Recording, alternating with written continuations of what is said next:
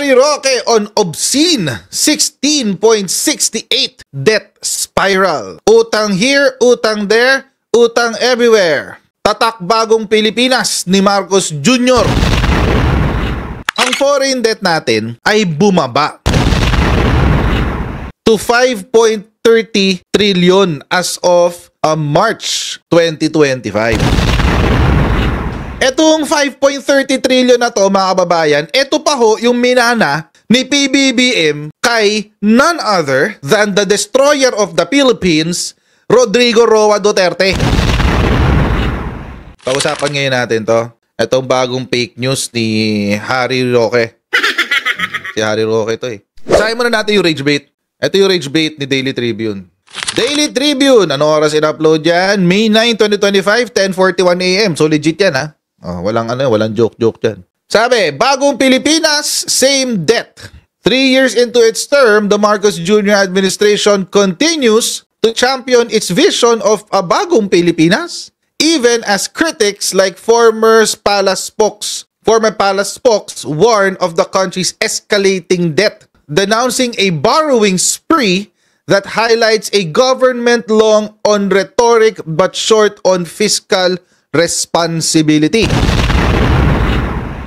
Analysts caution that without urgent reforms, the Philippines may inherit its economic troubles for years to come. Yan. Lakas makaano nito, Chinese Communist Party, oh, yung mga yung Anonymous. Anonymous yung pangalan ng mga experts, anonymous yung pangalan ng mga analysts, di ba? Mga ganun eh. Oh. Siguro natuto sila sa Chinese Communist Party, ano? Ito si Daily Tribune. May ganun kasing tunog yung yung mga post nila recently. Ito yung sinabi ni Harry Roque. Oh, yan oh, nasa ano pa siya, Tulip Farm. Di ba? Tigas ng mukha. Harry Roque on obscene 16.68 debt spiral. Wow, debt spiral. Utang here, utang there, utang everywhere. Tatak bagong Pilipinas ni Marcos Jr. Linawin muna natin. Bago natin soplain itong si Harry Roqueta at si Daily Tribune sa pagre-rage bait niya. Alamin muna natin ano yung tunay na kwento dyan sa utang na yan. Alamin muna natin. Ito ang kwento dyan. Government debt hits 16.68 trillion pesos in March. Oh, yan ho yun. The total outstanding debt of the national government posted a modest increase. Modest, ibig sabihin, maliit. Maliit lang, modest. Maliit lang. Napagtaas in March while external borrowings declined. Oy, ba't ganun? External borrowings declined? Total obligations went up by 0.31%. Ay, less than 1%? Less than 1% ang itinaas? Nakakaya naman, Bibi Roqueta. Anong ibig sabihin, mga kababayan? Yung utang ho ng Pilipinas sa labas ng bansa, yung mga inuutang sa ADB, sa World Bank, IMF, etc., ay mas mababa. Broken down, domestic debt amounted to 11.38 trillion, reflecting a 1.39% increase. So maliit lang mo talaga. Very modest. Foreign debt totaled 5.30 trillion as of end March, down by almost 2%. Ano nga mo? Bumaba pa pala ang ating foreign debt. Ano nyo mga kababayan, itong domestic debt, wag natin ito masyadong pansinin. Kasi itong domestic debt, mga kababayan, binabayaran talaga to every year. At saka mga kababayan, ito po yung ibinebenta na treasury bills. Sa treasury bills po mga kababayan, bumabalik po yan sa Pilipino. Ibig sabihin mga kababayan, si national government ay nagbenta ng treasury bills. Ito ay parang pangako, IOU, sa mamamayang Pilipino sa atin. Sa atin ho sa Pilipinas. Nababayaran, ibabalik ko yung pera mo plus dividendo. Although interest, dividends yan eh, hindi yan interest. At At saka long term ho yan by the way. So kaya ho siya nare-retain ng ganyang kataas. Kasi ho, iba-iba ho kasi ng terms. Point of the matter is, yung pong domestic debt, yung utang ng bansa through bonds and treasury bills, yan po, mga kababayan, ay bumabalik sa mamamayang Pilipino. Okay lang ho yun. Kasi ho, that is a legitimate investment instrument para sa mga Pilipino na gusto mag-invest. Okay lang ho yan, kahit tumaas ho yan. Bakit? Kasi ho, mga kababayan, ang ibig sabihin, confident ang mga Pilipino na mag-invest sa gobyerno. Aha! Yun ang ibig sabihin yan, mga kababayan.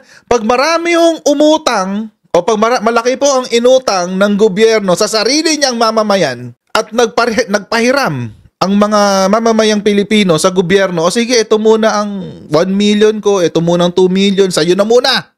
Gamitin mo muna para sa akin. Para sa mga proyekto mo. Ayan, gamitin mo muna yung pera ko para sa mga proyekto mo. Go ahead. Ibig sabihin, kumpiyansa ang mga investor sa kakayahan ng gobyerno makapagbayad. Alam nyo, ang medyo mabigat, ang may problema talaga, yung external. Mabigat po yun kasi ang utang mo sa ibang bansa, tapos ang maikinabang ibang bansa.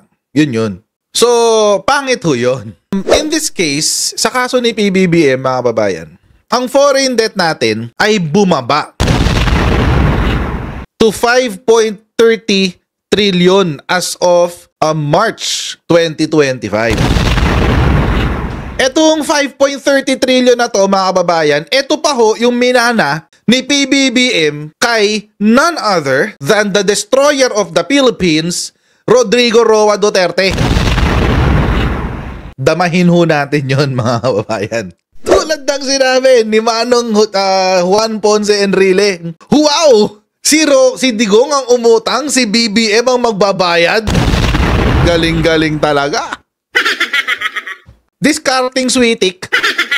Discarding scammer. Alam niyo, mga kababayan, si Rodrigo Duterte, yung administrasyon niya parang ganito. Meron kang business partner halimbawa at pumasok kayo sa isang bank loan. Ang humawak ng pera ay yung business partner mo. Tapos bigla siyang nawala. Bigla siyang nawala sa bansa. Biglang nagtago pagkakuha ng pera. Ganun si Rodrigo Duterte. Discarding estapador. Discarding scammer. Last maka-Norman Mangusin.